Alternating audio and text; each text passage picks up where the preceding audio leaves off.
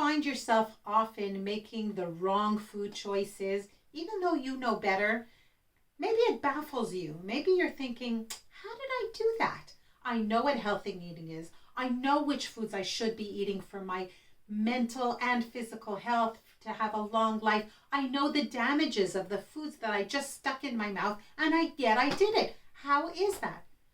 Maybe you think that you aren't trying hard enough. Maybe you think, it's just a matter of having more self-discipline.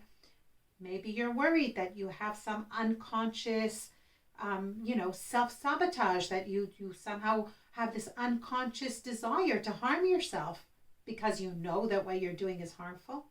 Well, I'm here to tell you that that's a bunch of BS. Okay? It's not you. Here's the thing. The food industry would really, really wants you to keep believing that it's on you. Okay? That it's just about you making the right choices versus the wrong choices. That it's just about you, knowing what to do, having enough knowledge, having enough motivation, having enough... It's not it. Let's think about this.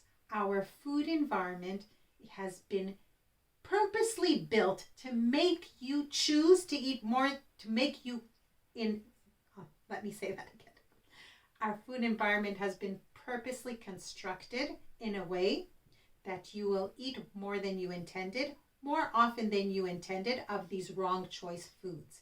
These foods are specifically engineered to do exactly that, to hook you into having more. So no, it's not your fault. No, it's not just on you. The environment and what we have in our environment and what's most available to us, be it by price, by it being in front of our nose, by being what's culturally most accepted, our environment has a huge influence on what we're going to put in our mouth or not. That's why really the take-home message for you today is, if you find yourself making wrong choices, it's not your fault. Our whole world today is actually built against eating in a healthy way. And we have to know that. That means we have to be soft on ourselves. It also means we have to know how to act accordingly, what to do when we live in such a hostile food environment. When there are areas in the US, for example, that are absolute nutritional wastelands. There is no choice then. There is no alternative. Now, people who are usually well educated do know more and know better, and yet they find themselves making these bad choices. How is that? Well, it's because of our environment. A huge, huge, huge part of it is that. So what can you do to change this? Well, unfortunately, to change the reality of how much control the food industry has and what they do to us in the name of profit, because health is not at the top of their list, your health. What's at the top of their list is their profit. And if it means it's at the expense of your health, well, they're going to sort of create this reality where they're not, where you'll think they're not really doing that. That's what's happening today, as like what happened with the tobacco industry in the 40s and 50s. But if we know that our environment has such a huge influence, then we have to know what to do. So first of all, my sugar-free recovery program teaches just that, because this is no easy feat. This is not such a simple thing to do, just to decide and that's it. It really, really constitutes making a huge change and a holistic change, physically, mentally, emotionally, spiritually, to really, really look and think at things differently. But I am going to give you one thing. Your immediate environment, we don't have control over what the general environment, food environment is, right? We cannot always dictate what's going to be served at that office party or at that bar mitzvah or the wedding or the Christmas dinner that your aunts or whatever it is. We can't have control over these food pushers who keep pushing these foods at us.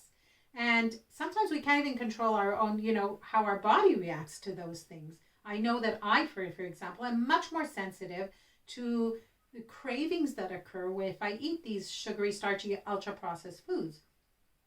So there are a lot of things that we don't have control over, but there are things that we do have control over. For example, you in your own personal environment can create a safe environment, a safe food environment where the most obvious and available and enticing choices are real food. Keep real food in your house. Don't keep junk food in your house. You have to keep junk food. You feel like you have to keep junk food in your house. It doesn't have to be out on the counter, right? So we can, to a certain point, create our own safer food environment. But we also have to know and train ourselves and our minds and our bodies how to navigate this obesogenic, what encourages obesity and metabolic disease, this food environment that really, really promotes that. And it is so, so hard to eat healthy during that. So I'm going to give you the second tip for that is never assume it's going to be okay. And there's going to be healthy foods wherever you're going. Make sure you bring food with you if it's really important for you to eat healthy. Here's another tip. But how to change that as a mindset, as a general attitude, that is something that really you should see as a lifelong project. That's what we do in Sugar-Free Recovery. The link to my site, if you want to find out more, is in the description of this video. And thank you very, very much for joining me for this week's message. My name is Tzipi Livne. I'm a nurse and certified food addiction counselor, and I'll see you next Monday. Bye-bye.